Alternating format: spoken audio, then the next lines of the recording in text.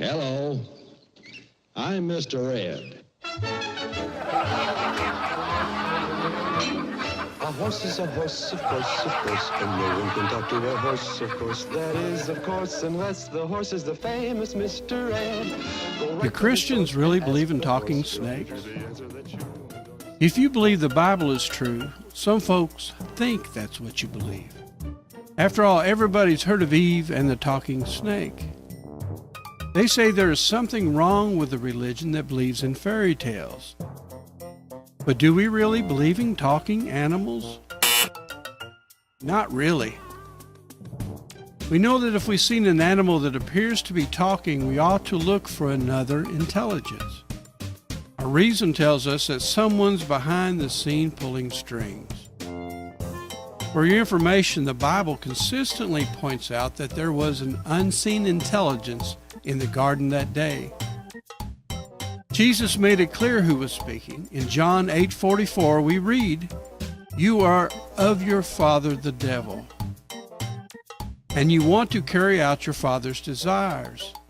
He was a murderer from the beginning and has not stood in the truth, because there is no truth in him. When he tells a lie, he speaks from his own nature, because he is a liar and the father of liars."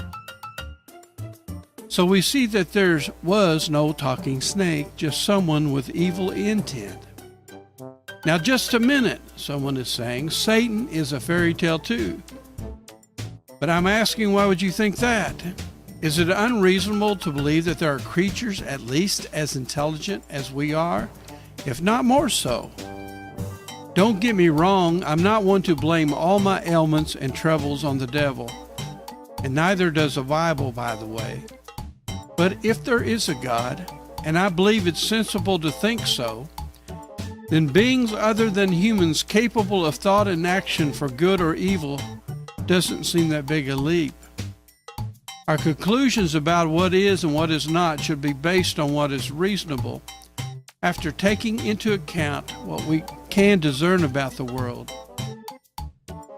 If we can deduce that there is a God, our views on what can be should be adjusted accordingly.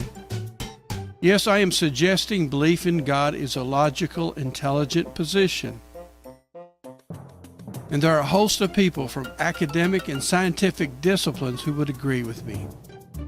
Besides, when it comes to otherworld intelligences, Christians aren't the only one with an extraterrestrial view on the cosmos. And here's something really cool. The Arecibo telescope is part of the SETI program, which stands for Search for Extraterrestrial Intelligence. The SETI program is a scientific program designed to look to see if there are any other living beings out in space somewhere. They actually found pulsars and thought that those pulsars might be signals from alien civilizations. It turned out they were just stars.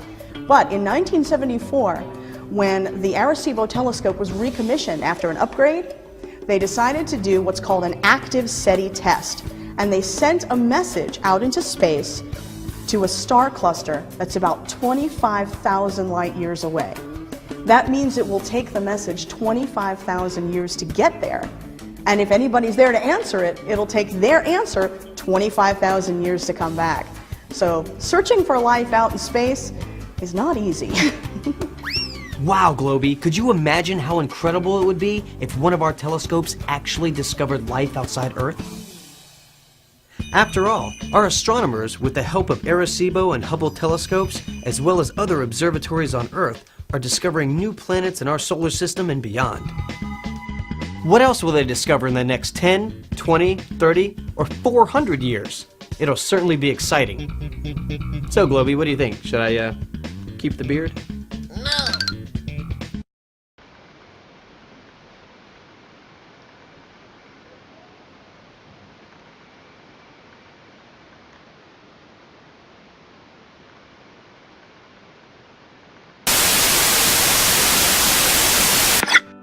SETI at best is a very, very, very long shot. Nevertheless, many believe that the project is worth the effort and cost. And believe me, the cost of SETI is substantial. Paul Allen, co-founder of Microsoft, has contributed more than $30 million to the project. and the estimated yearly cost to operate is around $2 million a year, plus another $20 million to support SETI and the rest of the world. Wow, that's a lot of money. Supporters of the project would tell you there are rational reasons to do so. We are here by chance, many would say, and so the same forces of nature that made us has probably made others like us. And so they continue to scan space with the hope that someone is out there. They say they are just following the evidence, but to me it sounds a lot like faith in blind chance. But our real-world experiences tell us that masterpieces and complexity are signs of intelligence. What we have learned about the information in DNA, the fine-tuning of the universe, and a definite beginning to time and space point us to an intelligent force. This force would have unfathomable intellect and amazing power. A good definition of God, wouldn't you agree? We could call a fairy tale story in which improbable events lead to a happy ending, with the emphasis on the improbable. If there is a God, then any explanation of the way the world works that would ignore his cause and effect would need to rely on the improbable. We call this the anything but God explanation.